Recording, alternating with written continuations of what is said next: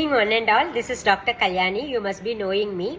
Today I want to talk about glutathione, what it is and whether it can be taken for skin changes. Glutathione is a naturally occurring hormone in the body which prevents it is having an anti-aging effect. It is an antioxidant. It prevents the environmental changes in your skin. So skin வந்துட்டு whitening ஆகிறதுக்குள்ள ஒரு hormone. It is nowadays so many people are asking whether it can be taken as an injection or a tablet form.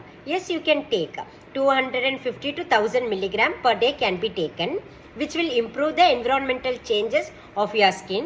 It may lighten the dark patches of your skin and deeper skin kuda whitening varum, so that the complexion may improve and there will be anti-aging effect if you take for 3 months at least. But without consulting doctor, don't take. Gastroenteritis, diarrhea and gastric obstruction is the contraindication.